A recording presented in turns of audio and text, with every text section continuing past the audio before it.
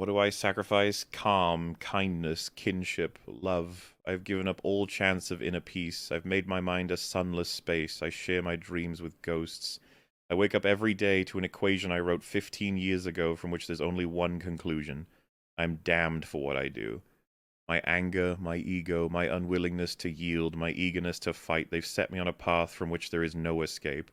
I yearned to be a savior against injustice without contemplating the cost, and by the time I looked down, there was no longer any ground beneath my feet.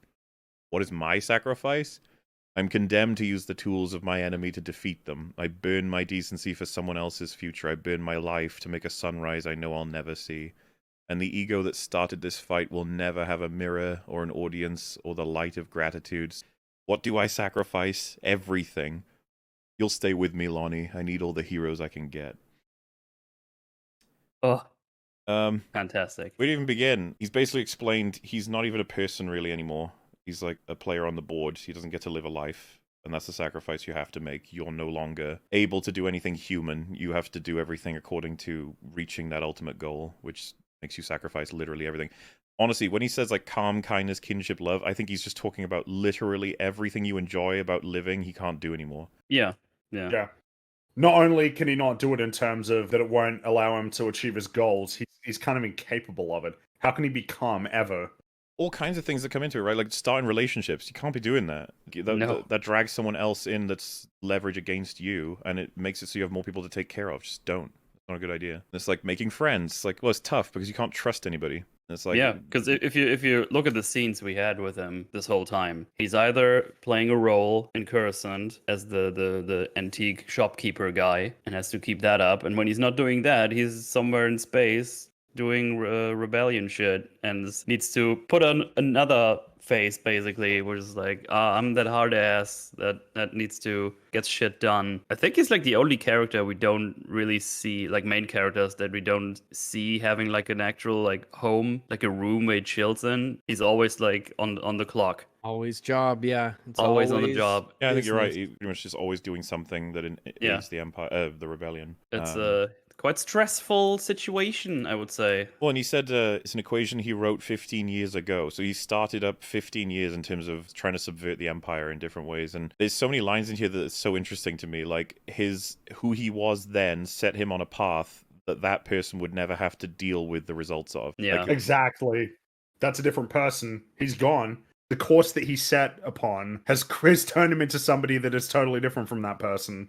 The person just doesn't exist. What they wanted and their goals. It's kind of like sowed the seeds for his own destruction in a sense, but he didn't know it until it was too late, and now he's stuck. He has to stay committed to this path. it's all he's got. It's everything now. He got rid of everything for it. That's another reason why he has to continue. That very ego will never have a mirror or an audience or the light of gratitude. A lot of what would even make him praiseworthy is already gone from all of like the horrible decisions he has to make, including but not limited to what he said about Krieger right now. It's like 51 men are dead just because, and I could save them, but I'm not gonna. That simple. Yeah, like when he says I burn my decency for someone else's future, it's just like he's gonna be making all kinds of horrible decisions using the tools of his enemy, destroying his own soul so that there can be a better world for better people, people that have the chance to be better than he is. And it's he's not even going to see that future. He probably won't make it. And what's weird is I actually saw this post. I think it was the Mauler subreddit. They're like, I hope they talk about this speech in Andor. And I checked one of the like comments that was against it, and it said it was really hard to listen to considering he's talking to someone whose daughter is in the crosshairs when he has nothing like that to sacrifice. The whole point is that he can't even generate a life to sacrifice. It's all gone. Nothing. It's already gone. There's nothing left.